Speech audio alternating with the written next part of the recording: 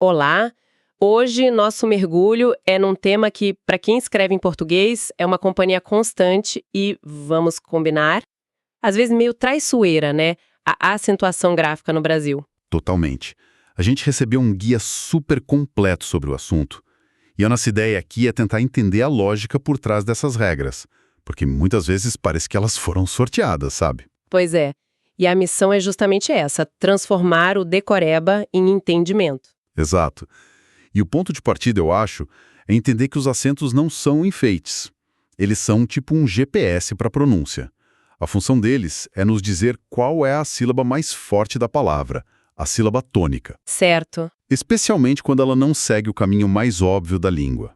Então, mais do que decorar listas, o que a gente vai tentar fazer é mapear o sistema. Boa.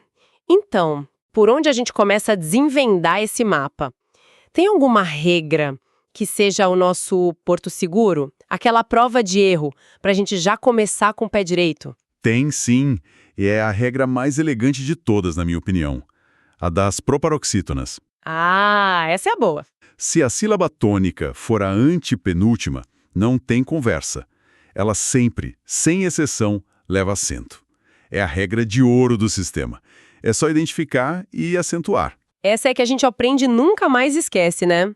O material que a gente está usando traz os exemplos clássicos. Lâmpada, público. Árabe, tráfego. Isso. Realmente, uma vez que você sabe que a palavra proparoxítona, o trabalho acabou. É uma bela forma de começar. Exato. Agora, se a gente for para o outro extremo, as oxítonas, onde a força está na última sílaba, aí a lógica já muda. Não são todas que levam acento. O sistema fica mais seletivo. A regra é acentuar só as que terminam em AS, ES, OS. E para fechar esse grupo, as que terminam com o som nasal de em ou ens. Certo. Então, maracujá, café, giló, tudo com acento.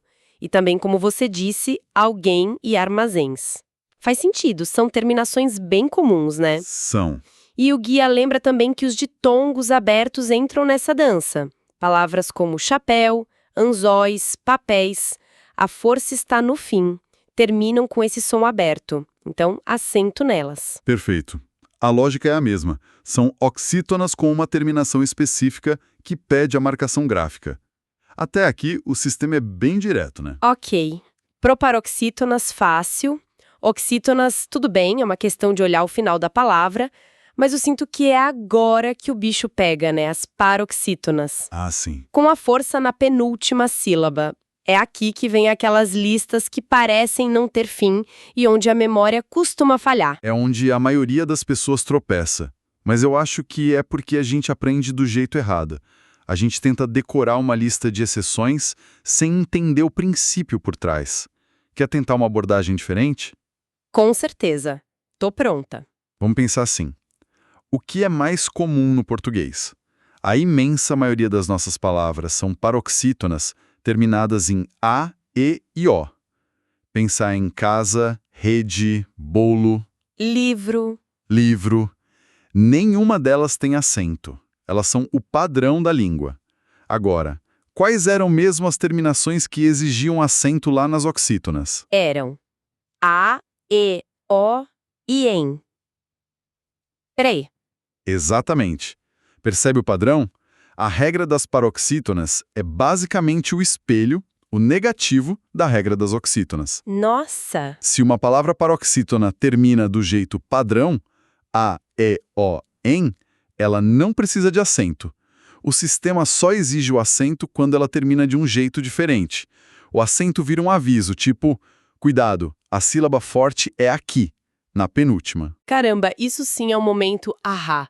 Então, em vez de decorar uma lista aleatória, a lógica é acentua-se a paroxítona que não termina como uma oxítona que seria acentuada.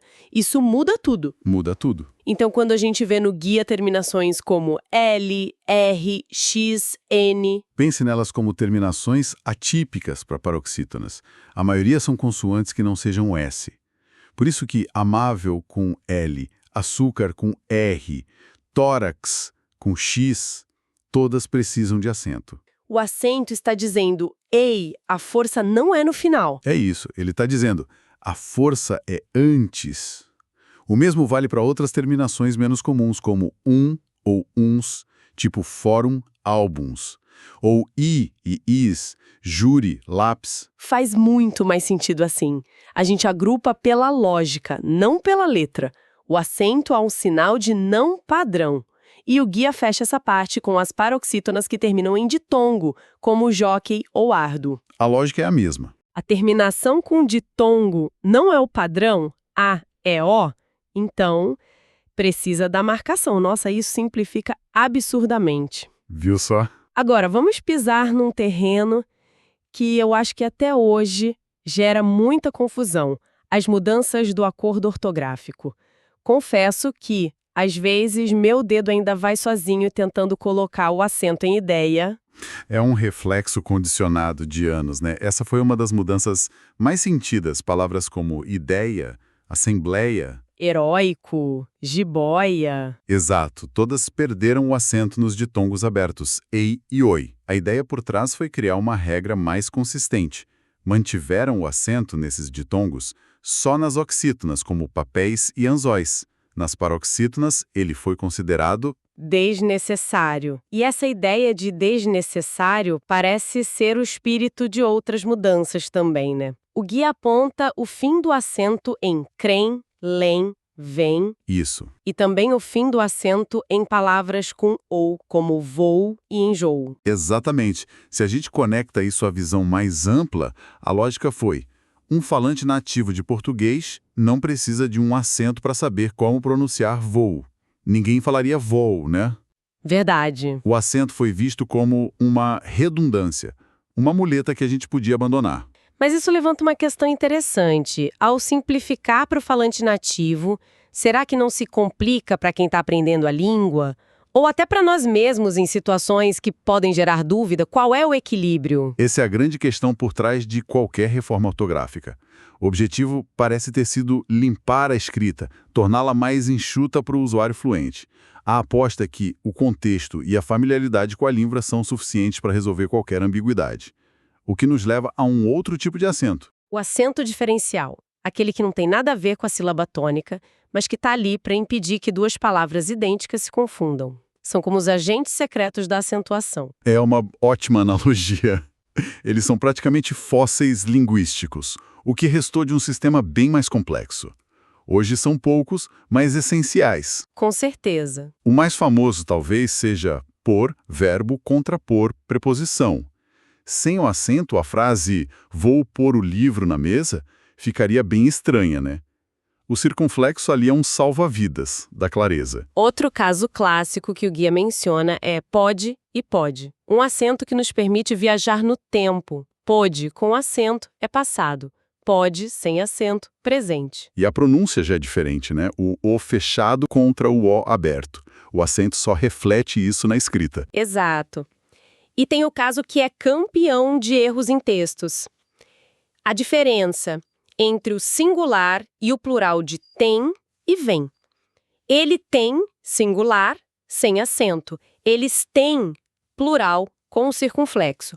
O mesmo para vem e vem. Nossa, esse pequeno acento, esse pequeno circunflexo é responsável por uma boa parte das canetas vermelhas nas redações escolares. Sem dúvida. E a partir daí vem a regra para os verbos derivados, tipo manter, conter. Ele mantém leva acento agudo, pela regra das oxítonas. Mas no plural, eles mantêm. O acento vira circunflexo para marcar o plural. É um sistema dentro do sistema. É. E o mais curioso é que o próprio sistema está se simplificando. O guia lembra que o acento diferencial em forma, para diferenciar de forma, se tornou opcional. Ah, é verdade. A tendência é confiar cada vez mais que o leitor vai entender pelo contexto se a gente está falando de um utensílio de cozinha ou do formato de algo. Certo. Agora, vamos entrar numa área que, para mim, sempre pareceu um pouco de magia negra. A regra do I e do U nos hiatos. Saída tem acento, mas juiz não. Saúde tem, mas rainha não. Sempre me pareceu um sorteio. A lógica existe, ela só é um pouco tímida. A regra base é simples. Acentuamos o I e o U quando eles são a segunda vogal de um hiato, são tônicos e estão sozinhos na sílaba. Ou com um S. Ok. O acento em saída existe para que a gente não leia saída como se fosse um ditongo. Ele grita, aqui tem um hiato. Ok, essa parte eu entendo. O acento quebra o ditongo. Mas e o juiz? O I também tá no hiato e é tônico. Ah, mas aí entram os bloqueadores. Se depois do I ou do U vierem as letras L, M, N, R ou Z na mesma sílaba, o acento é bloqueado. Em juiz, o Z está na mesma sílaba e rouba a necessidade do acento. Ah, O mesmo vale para o dígrafo NH, como em rainha. O NH já garante a pronúncia separada, então o acento se torna redundante. entendi. Então o acento só aparece se o I ou o U estiverem meio indefesos na sílaba. E o guia também aponta que o acordo ortográfico mexeu aqui, né? Em palavras como feiura. Exato. Essa é uma exceção mais recente. Não se acentua mais o I e o U tônicos em paroxítonas se eles vêm logo depois de um ditongo. Por isso, feiura e baiuca perderam o acento. É uma regra bem específica, mas que afetou várias palavras. Perfeito. Para fechar essa análise mais técnica, o material fala de um grupo de palavras que causa uma confusão danada. As proparoxítonas aparentes ou eventuais. Palavras como história, série, gênio. Esse é um ponto fascinante, porque mexe com a diferença entre a regra escrita e a pronúncia do dia a dia. Pela gramática, a separação silábica de história é is-to-ria, ou seja... 2 sílabas no final. Exato, é uma palavra paroxítona terminada em um ditongo crescente. Ia. Peraí, se é uma paroxítona terminada em ditongo, ela segue a mesma regra de jóquei ou ardo que a gente viu antes. Por isso ela tem acento. Precisamente, a regra é a mesma.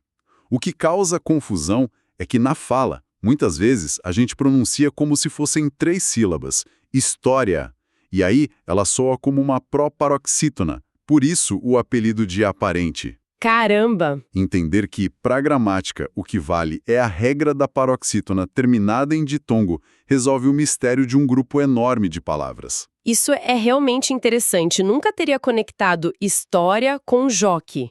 A pronúncia nos engana, mas a lógica da escrita é consistente. Então, o que tudo isso significa? Se a gente for resumir o que descobrimos hoje. Primeiro, tudo começa em achar a sílaba tônica. É o centro de todo o sistema. Segundo, existe uma dança muito clara entre regra e exceção, especialmente entre as oxítonas e as paroxítonas. A regra de uma é quase sempre o avesso da outra. Não são 2 conjuntos de regras para decorar, mas um único sistema de contrastes. Exato. Terceiro, o acento diferencial é uma ferramenta de precisão usada para evitar ambiguidades, não para marcar tonicidade. E por último, as mudanças recentes mostram uma tendência clara de simplificar a escrita para o falante nativo. Sim, eliminando acentos considerados redundantes, como em ideia e voo. No fim das contas, entender essas regras é mais do que só passar numa prova. É compreender a arquitetura sonora da nossa língua, a relação profunda entre o que a gente fala e o que a gente escreve. É um sistema vivo, né? É um sistema vivo que se adapta, buscando um equilíbrio entre ser claro para todos e simples para quem o usa todo dia. E para fechar, o guia deixou uma pulga atrás da orelha. Ele menciona que hoje a gente não usa mais acento para diferenciar palavras como acerto, substantivo, com E fechado, de acerto, verbo, com E aberto. A gente deixa toda essa distinção para o contexto da frase. E isso me fez pensar. Até que ponto a nossa língua pode ou deve depender só do contexto, em vez de marcas gráficas claras? Especialmente hoje, com a comunicação digital que é tão rápida e fragmentada, o que a gente ganha em simplicidade e o que a gente arrisca perder em clareza nesse caminho. Fica aí a reflexão.